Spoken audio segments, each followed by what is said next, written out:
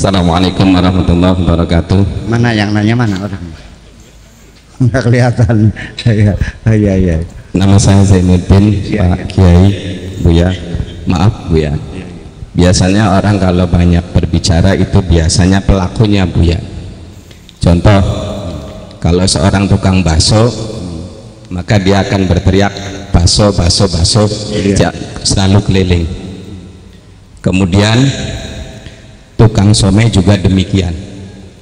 Bagaimana dengan orang yang mengatakan kepada orang lain itu bid'ah, bid'ah? Apakah itu juga tergolong seperti itu? Saya mohon pencerahan oleh Buya. Terima kasih. Assalamualaikum warahmatullahi wabarakatuh. Waalaikumsalam. Begini, bid'ah menurut dia, ya kan gitu. Kafir menurut dia. Bapak kafir enggak? Ya sudah, nggak usah marah. Kafir kata dia. Bapaknya kafir enggak? Enggak, ya udah nggak usah marah. Saya ini lelaki paling ganteng, Bu. Paling ngandel sih Rama. Tiba-tiba ada orang bilang bocah blesak. Saya ketawa. Saya nggak usah marah, yang saya ganteng kok dibilang blesak, gimana lagi? Ya kan gitu. Nah, ketika kita menghadapi orang semacam itu, jawaban kita yang terbaik adalah pura-pura tidak tahu saja. Karena untuk menjawab orang yang seperti itu, yang paling hebat adalah kita pura-pura tidak tahu. Orang yang semacam itu akan lebih sakit hati kita abaikan saja daripada kita jawab. Betul nggak? Tinggal pergi aja, udah mending botong isin, wes. Sebab tidak perlu perdebatan. Tolong hindari perdebatan. Perdebatan hanya menimbulkan permusuhan. Ya, orang itu melihat bapak kafir, ya sudah, mangga silakan. Yang berhak mengatakan kafir siapa sih? Dari mana tahu Anda kafir? Kadang-kadang dia kafir, dia sendiri tidak mengerti kafir itu apa. Apa so kafir itu? Geblok siapa? Embuk sih. Somai, siapa? Nggak tahu. Dia menjerit somai, nggak tahu somai gimana lagi. Lucu kan jadinya. Udah sekarang begini. Iblis percaya sama Allah nggak? Iblis lebih ma'rifat dari ibu-ibu kok. Khalaqtani min narin wa khalaqtahu min tin. Iblis meyakini Allah adalah Khaliq. Kenapa disebut kafir? Karena iblis sombong, aba wastakbaro. Karena sombong dia disebut kafir. Betul nggak? Iblis disebut kafir kenapa? Apa sebabnya apa disebut kafir? Karena sombong, bukan karena tidak beriman, karena sombong. Jadi orang sombong itu namanya orang kafir. Jadi siapapun di sini yang sombong kan saya boleh dasar kafir loh gitu. Iya, jadi maksudnya kafir itu sombong gitu maksudnya. Ada lagi Allah mengatakan orang kafir itu orang medit. Orang medit kafir juga. Innal ladzina yabkhuluna wa ya'muruna nasa bil bukhli wa yaktumuna ma atahumullahu min fadlih inna a'tadna lil kafirina adzabam muhina. Orang-orang yang medit, ngajak-ngajak orang medit, menyembunyikan nikmat Allah, sudah kami siapkan untuk orang-orang kafir itu hukuman yang menghinakan. Berarti orang medit kafir enggak? Orang medit kafir enggak? Kata siapa? Kata Allah. Jadi di mana saja ketika ada orang medit dasar kafir loh. Jadi kafir itu orang sombong, orang medit kan gitu, orang hasud. Kemudian orang yang nggak tahu diri, tidak tahu berterima kasih. Walaqad ta'adzana rabbukum la in syakartum lazidanakum wa la in kafartum inna adzabi. Orang yang tidak mensyukuri nikmat adalah orang kafir. Seorang anak yang tidak berterima kasih akan kebaikan ibunya, katakan dasar anak kafir itu. Betul enggak? Jadi kafir itu begitu. Adapun orang yang non muslim, yang Islam, itu agamanya apa? Kalau Buddha ya Buddha, kalau Hindu Hindu, kalau ini namanya ahli kitab, gitu dong. Jangan dibilangkan jangan kafir tapi non muslim lah. Jadi orang kafir itu disebutnya non muslim gitu. Ya gitu tah. Iblis kafir enggak? Kafir. Boleh enggak iblis adalah non muslim?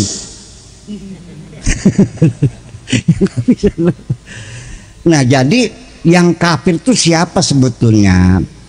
Kalau orang yang beragama lain tetapi tidak memusuhi kita, mereka kita sebut ahlul kitab.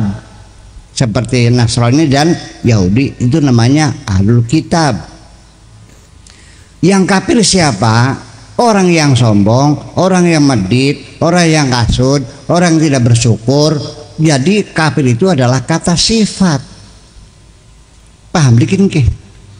Nah, kemudian lagi orang-orang yang disebut kafir itu adalah siapa saja yang memusuhi kanjeng Nabi Muhammad. Jadi agama apapun kalau tidak memusuhi bapak-bapak jangan dibilang kafir dong. Betul nggak? Orang baik-baik aja. Betul nggak gitu? Ya udah, kita negara Indonesia, ini negara milik kita bersama, kita bebas beragama apapun juga. Ya sudahlah. Jadi di sini memang nggak ada orang kafir, dalam artian tidak ada saling memusuh, kita damai kok. Adanya kafir medit, kafir sombong, kafir kasut gitu. Jadi artinya bahwa saya tidak mau menyalahkan orang yang mengkafir-kafirkan orang. Saya tidak menyalahkan orang yang membidah. Mangga, itu hak dia untuk mengatakan semacam itu. Tapi saya hanya ingin mengatakan bahwa saya sendiri tidak tahu membedakan mana orang yang beriman, mana yang munafik, mana yang pura-pura. Itu hati saya tidak tahu hati orang. Percaya enggak? Masalah iman, masalah kufur, urusan hati. Nahnu nahkumu bidzawahir, wallahu yatawalla bis-sarair. Kita hanya menghukumi lahirnya saja, masalah hati itu urusan Allah. Hanya saya tidak berani mengatakan kafir kepada siapapun, karena yang tahu persis hanya Allah Subhanahu wa ta'ala. Yang penting saya lihat orang itu sholat, bulan puasa, maka dia sudah, saya menduga dia muslim. Saya tidak boleh ada hak mengatakan dia kafir dong. Betul nggak? Sembahyang je. Lalu nanti masuk surga nggak? Yang nggak tahu itu mah. Apa yakin bapak-bapak masuk surga? Enggak. Betul nggak? Wallahu yakhtassu bi rahmatihi may yasha. Allah akan memberikan rahmatnya kepada siapapun. Mangga silakan pilih. Barangkali bapak-bapak mau kafir. Lu juga kafir. Kafir.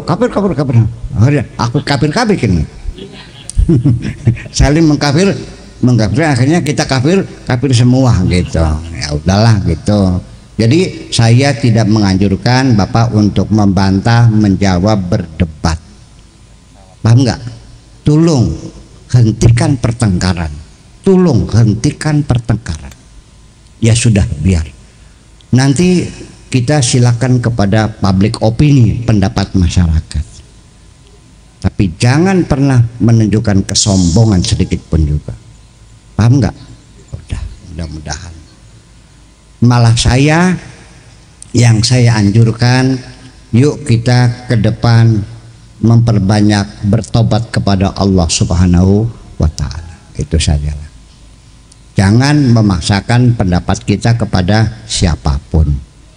Ibu-ibu dan bapak sekalian, saya tidak mau masuk dalam pertengkaran ini.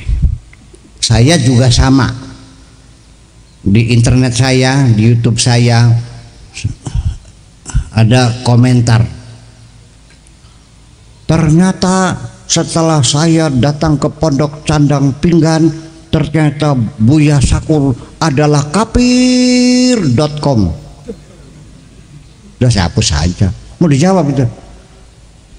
Kalau bapak-bapak, ibu-ibu digigit anjing, tolong jangan sekali-kali anjing itu kau gigit lagi. Lebih baik diserawatnya kalau balung, kasih makannya yang kenyang. Kalau dia sudah pernah dikasih makan kita, selamanya dia tidak akan menggigit kita lagi. Itu, terima kasih.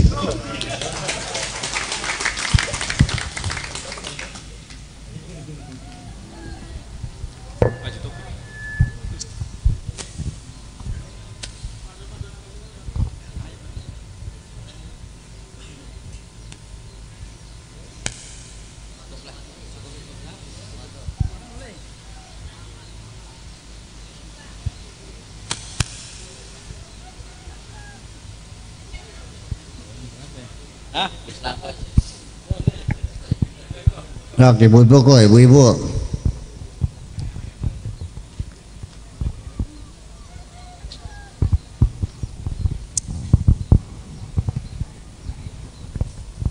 Assalamualaikum warahmatullahi wabarakatuh. Waalaikumsalam warahmatullahi wabarakatuh.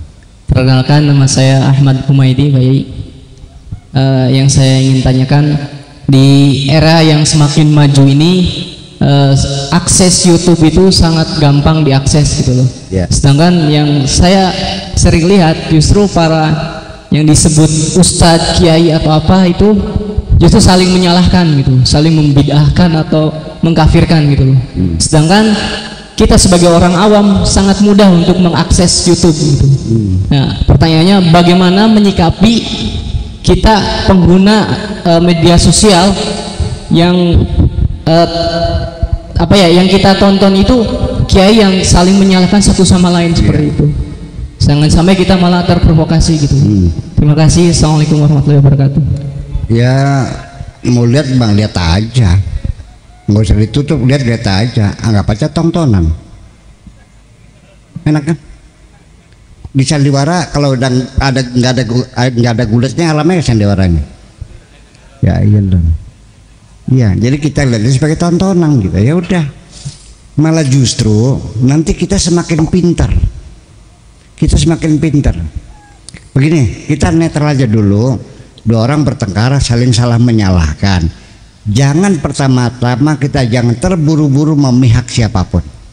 Oke? Kita netral saja.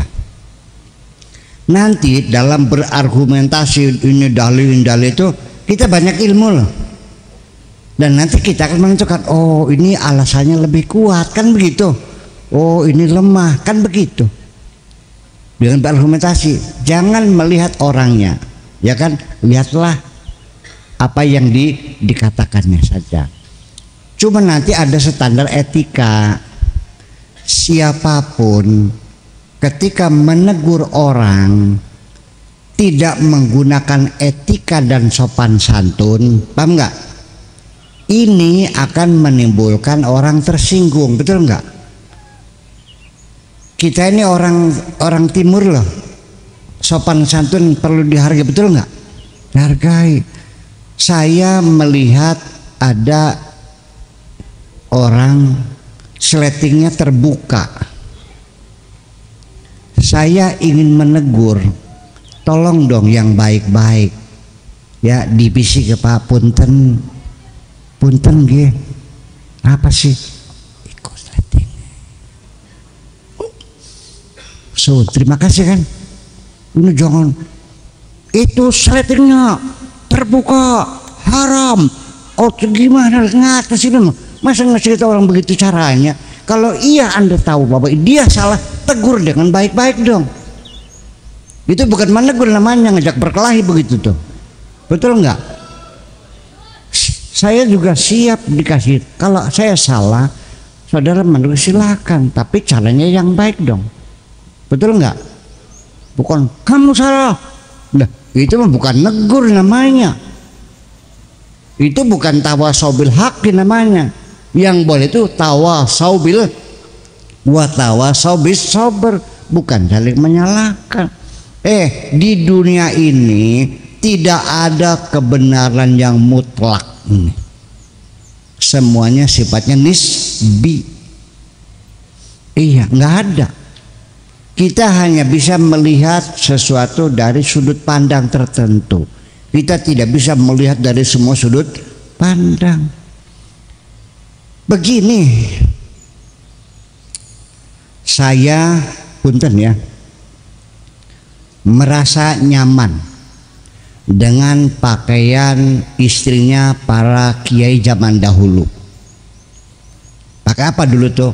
Pakai kudung, gitu nggak? Bajunya apa namanya? Istri kiai zaman dulu kebaya. Bawahnya pakai apa? Pakai tapi, ya kan? Di biron, ya kan gitu. Kebayanya dari brokat. Brokatnya putih, nggak pakai furing waktu itu. BH-nya merah, kelihatan nggak? Tetapi waktu itu kita punya perasaan itu pakaian terhormat kan, betul nggak? Ya sudah selesai. Masa istrinya kiai masuk neraka semua, ngaco kamu? Saya melihat ibu-ibu pakai jilbab, udah bagus, alhamdulillah. Ya kan gitu. Tapi yang menutup muka seluruhnya, ya silahkan. Rai-rainya dewek gitu, kan begitu. Ngapain saya kan? Ya kan begitu. Jadi saya sih tidak akan memihak kepada siapapun ketika ada dua ulama yang salah menyalahkan. Saya melihatnya sebagai satu pertunjukan saja. Ya kan gitu. Saya tidak terganggu dengan pertengkaran itu. Ya udah, terus gimana? Toh nanti terakhir yang masuk surga siapa? Sok bilang, siapa yang masuk surga? Siapa di antara kita yang yakin masuk surga? Sok ngacung. Iya ya, seperti siapa takwa itu? Kayak siapa takwa? Nih saya mau cerita lagi. Jangan mengklaim bahwa Anda pasti masuk surga, orang lain masuk neraka. Nih saya cerita dulu. Kanjeng Nabi mengatakan kepada sahabat-sahabat yang dermawan-dermawan, ya, yang banyak sumbangannya. Mungkin Kanjeng Nabi melihat mereka itu agak sedikit sombong barangkali kan, karena banyak. Kan biasa orang kalau banyak kan agak sedikit ya. Kata Nabi, wahai sahabatku, la yadkhulu ahadukumul jannata bi'amalih. Tidak ada siapapun kamu ini dijamin masuk surga berdasarkan amalnya. Bayangkan, dekat dengan Nabi. Tidak ada jaminan. Tsumma qalu wala anta ya Rasulullah. Lalu mereka berkata, termasuk engkau juga. Qala wala ana kadzalika bal bifadlihi wa mannihi. Aku juga sama. Aku masuk surga aja bukan karena amalku. Surga itu adalah karunia Allah, fadl dari Allah, terserah Allah, bukan amal. Jangan sekali-kali membanggakan amalmu akan menghantarkan ke surga. Surga tergantung Allah. Kebaikan-kebaikan Allah. Begitu persoalannya. Paham nggak? Jadi yang jadi persoalan di sini, jangan merasa bangga dengan sholatmu, dengan puasamu, dengan seperti yakin masuk surga. Enggak ada hubungannya surga dengan amal itu. Tergantung kepada Allah, itu aja kok. Betul nggak? Nah, oleh karena itu saya mau nanya, bapak-bapak, ibu-ibu, pengen masuk surga enggak? Pengen.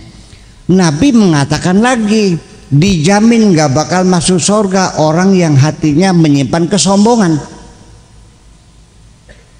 Bala yadkhulu ahadukumul jannata man kana fi qalbihi mithqalu habatin minal kibriya. Tidak akan dijamin, jangan bermimpi masuk surga orang yang hatinya menyimpan rasa sombong sekalipun sebesar atom. Pengen masuk surga enggak? Ada sombongnya enggak? Sudah pernah masuk surga belum? Belum juga. Makhluknya Allah namanya iblis, karena sombong ngerasa lebih baik dari Adam, diusir kok. Apalagi kita belum pernah masuk sudah bisa masuk nggak kira-kira? Nah itu makanya, jadi ternyata kesombongan ini bukan karena kaya saja, bukan karena sakti saja, bukan karena pintar saja. Orang yang merasa dirinya benar juga bisa sombong. Jangan pernah merasa benar. Kalau bapak-bapak ingin belajar benar, jangan pernah ngerasa benar. Sebab orang yang ngerasa benar itu sudah nggak benar. Orang yang benar itu orang yang tidak pernah ngerasa benar, tapi ngerasanya salah melulu. Apalagi ngerasa paling benar sendiri. Itulah makhluk yang paling tidak benar sendiri. Karena orang yang ngerasa paling benar sendiri selalu menyalah-nyalahkan orang lain dan bertengkar dengan siapapun, dan di penghujungnya memaksa orang lain supaya sama seperti dirinya sendiri. Udah gitu aja jawaban sama. Jadi kita nggak usah risih, biarin aja, anggap aja tontonan yang seru lah gitu. Kafir, kamu juga kafir, kafir, kafir-kafiran gitu kan serem jadinya, kan nggak bayar, tontonan gratis kan. Yuk kita ke depan melihat orang bertengkar, anggap saja sebagai tontonan gratis. Terima kasih, gitu aja dah.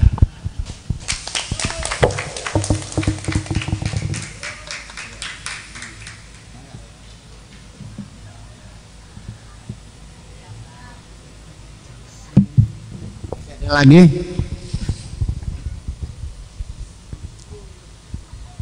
Ya, ini terakhir, satu lagi dah, mangga.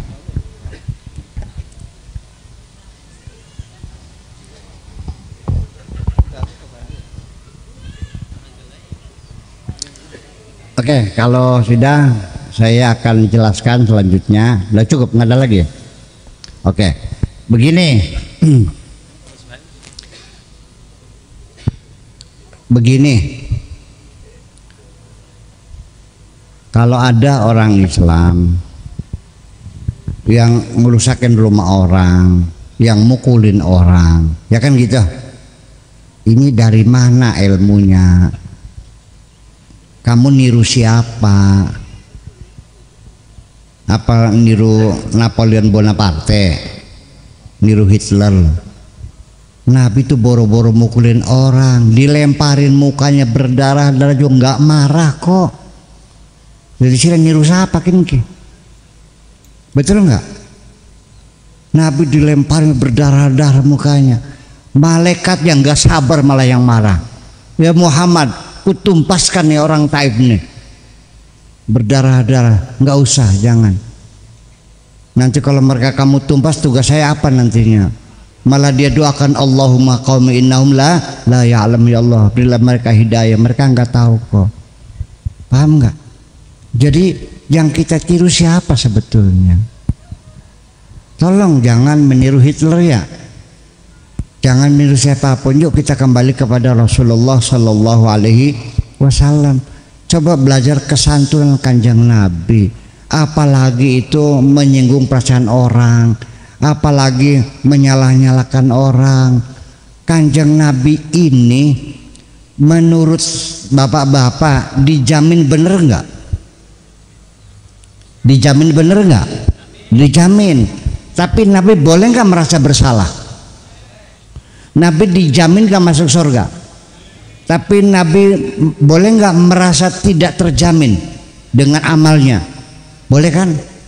Nah, malah justru Kanjeng Nabi orang yang benar ini tidak pernah merasa benar. Dengerin Kanjeng Nabi bilang, ya ayyuhan nas tubu ilallah fil yaumi mi'ata marrah. Wahai manusia, bertobatlah kepada Tuhanmu itu. Aku sendiri sehari bertobatnya 100 kali. Nabi Muhammad yang dijamin oleh Allah tidak ada salahnya, malah dia bertobat sehari 100 kali. Nah kita ini bapak-bapak ibu-ibu yang tidak dijamin benar, tobatnya berapa kali? 5 kali. Bayangkan. Nah, lalu yang jadi persoalan kan begini, Orang yang benar tuh orang yang tidak pernah ngerasa benar. Kalau orang sudah ngerasa benar itu berarti sudah tidak benar. Apalagi ngerasa paling benar sendiri. Orang yang rasa paling benar sendiri itu selalu bertengkar dengan siapapun, selalu menyalah-nyalahkan siapapun, akhirnya memaksa siapapun. Punten ini mah, Nabi itu tidak pernah ngerasa benar, tidak pernah ngerasa paling benar, tapi ngerasanya selalu bersalah, sehingga sehari tobatnya ini yang benar yang begini, paham nggak? Ya, nih yang menyebabkan Nabi bertobat tuh apa sih salahnya? Ini ceritanya di Al-Quran, bahwa suatu hari Kanjeng Nabi sedang rapat dengan para sahabat, tiba-tiba ada orang buta datang, tekluk datang. Ini lagi rapat penting. Orang buta biasanya ngobrol nganggur kan. Mungkin Nabi kurang cocok hatinya, ini orang buta ngapain, merasa terganggu, lagi rapat penting soalnya. Jadi merengut barangkali gitu, sama berpaling muka.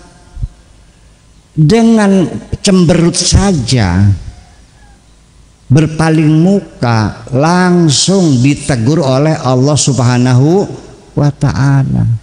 Disitulah turun ayat abasa wa tawalla an ja'ahul a'ma. Kenapa kamu cemberut? Kenapa kamu berpaling muka hanya kedatangan orang buta? Teguran Allah semacam itu menyebabkan Nabi menangis, konon ceritanya sampai 3 hari 3 malam. Nitikan air mata, ya Allah ampunilah aku ya Allah. Ingat lagi ya Allah ampuni aku. Yang jadi pertanyaan, Nabi Muhammad menangis minta ampun. Yang saya jadi pertanyaan, orang buta dicemberutin tersinggung nggak? Sebabnya apa? Ya konon orang buta, kita berpaling muka kepada orang buta, marah nggak orang butanya? Sebabnya apa? Jadi Nabi menyinggung orang nggak? Ya enggak dong, betul nggak? Nabi membuat orang buta marah nggak? Enggak. Siapa yang marah? Allah yang marah. Ketika engkau tidak menghormati sesama manusia, Allah yang marah kepada kamu. Paham li? Jadi tolonglah hormati sama manusia ini. Apalagi kita sesama agama Islam. Kepada non muslim juga nggak boleh dikafir-kafir begitu tuh. Kita sama-sama bangsa Indonesia kok. Paham bikin ke? Negeri kita bersama, kita bersaudara, bersahabat, sebangsa setanah air. Ya silakan kita damai saja. Paham bikin ke? Negara ini bukan negara agama, bukan negara Islam ini, negara bertuhan, namanya Pancasila. Paham bikin ke? Siapapun berhak tinggal di sini. Itu aja kebersalahannya. Yuk kita hormati. Angel teman sih, surga mah dewek-dewek ini. Iya kan, betul enggak? Suami istri, apa yakin bu bahwa suamimu masuk surga, ibu makan ke bawah? Wala taziru waziratu wizra ukhra, masing-masing bertanggung jawab masing-masing. Itu persoalannya. Ya kan gitu. Jadi jangan ragu-ragu. Percayalah, yuk kita saling menghormati saja. Ya, menegur orang yang baik-baik. Punten ya kan gitu. Dengan baik punten, jangan membuat permusuhan. Saya mau nanya bu, enak bertengkar atau enak berpelukan bu?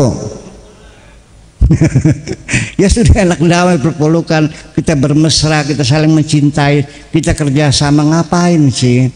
Ya kalau ada hal semacam itu kita bicarakan secara terbuka, bagaimana baiknya kita mengalah, masing-masing ngalah, yuk baiknya bagaimana, kan diselesaikan bersama-sama, bukan dengan marah-marah.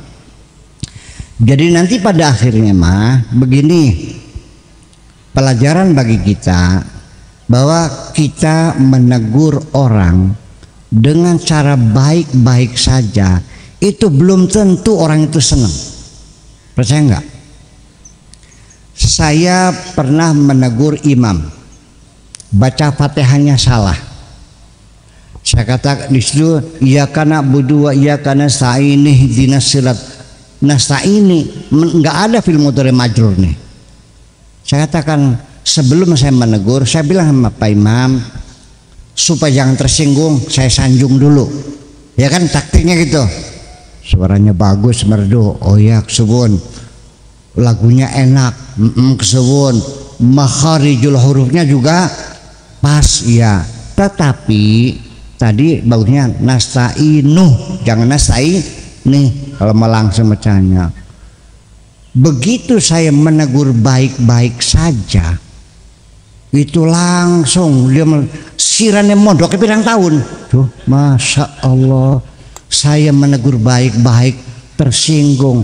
Apalagi kalau saya melakukan seperti yang terjadi di depan mata saya sendiri, ada khotib baca Qur'annya salah, langsung ditarik mundur.